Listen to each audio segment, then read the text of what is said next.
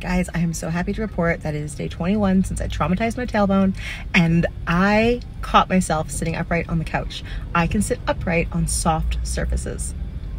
I'm sitting upright in my truck right now and I haven't done that for 3 weeks. So this is progress and I'm so happy to finally be feeling some progress with healing. I can't sit on the floor. I can't sit on a hard surface at all. That sucks. But this right here is progress. I'm in traffic. LA traffic, it goes on and on forever. All stunts are meticulously choreographed and carried out on closed film sets under the supervision of our dedicated team of professional stunt performers. These highly skilled individuals undergo rigorous training and adhere to stringent safety measures to ensure the seamless execution of each stunt. Do not try this at home. Do you ever just meet somebody and know that you have met somebody who shares a soul with you, like somebody who's vibrating on the same level? Well, that is this guy right here, Alex. He is incredible. The day we met, we knew we'd be best friends forever. Well, it looks like Kellen's bike ran out of talent. Gotta go fill it up.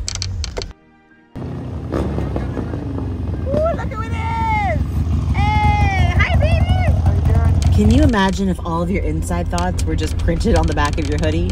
Man, that would get me in trouble. Today, friends and family gathered to honor and pay their respects to the great Daryl Bassani. May he rest in peace, knowing his legacy lives on.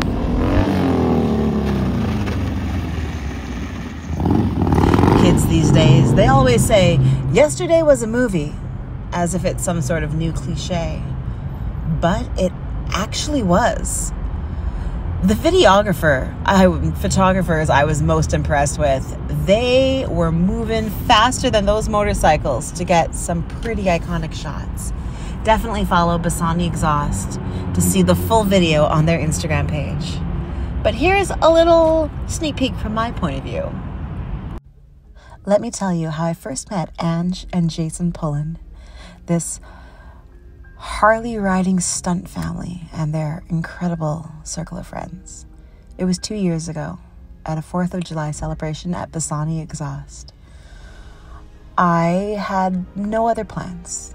You see, many times throughout my adult life, my friends, the people closest to me, have politely uninvited me from events and family gatherings because they just don't know how they would explain knowing me to their friends and family.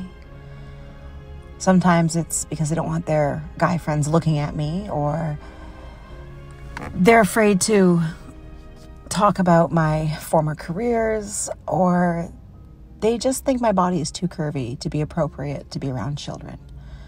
And I just have to respect their opinions. And so oftentimes I do things alone. And this was one of those days. Luckily, first thing in the morning, Ange texted me and said, hey, we're in Los Angeles. Come to our show. Meet me in person. I had never met her before. We just talked online, mostly about mom stuff.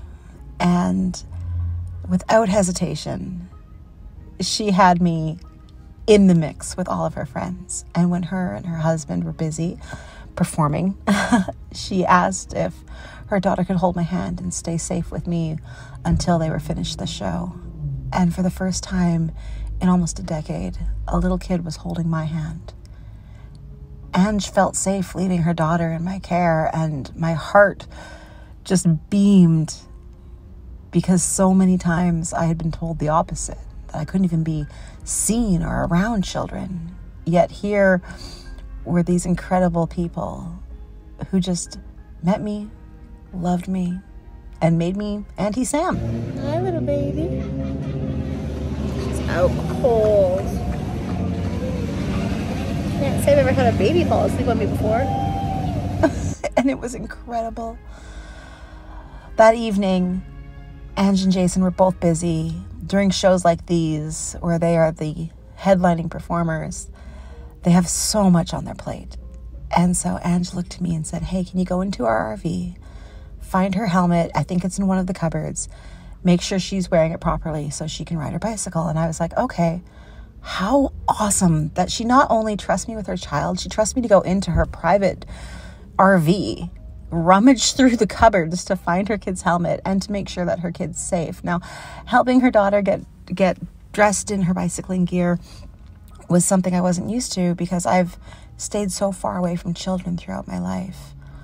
But it wasn't weird for Ange. It wasn't weird for her husband. It wasn't weird for her daughter. It just was what people do. It's how we take care of each other. And for a moment, I felt like I was home. I grew up in a community where everyone takes care of everyone. And if there's a grown-up, you know you're safe because all the grown-ups take care of all the people younger than them and each other. And this sense of community just filled me with so much joy. And from that day on, my little broken heart began to heal. Fast forward to 2 years later, now, there's pictures of me with Ange's baby. And it was the first time I had held a baby since my own son had died. And I went through this incredible healing process thanks to people like Ange and Jason and their friends and their families and their love and their acceptance and their friendship. So before this gets any mushier, let's do some stuff. She just stole your bike. I know. Shit. Well, that's enough vlogging for today. The moral of the story is, I have an incredible friend group.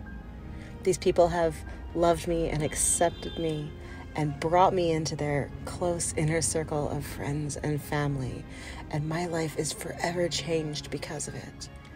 I hope that everything goes smoothly and perfectly with my immigration, and I get the privilege of spending the rest of my life with these incredible people.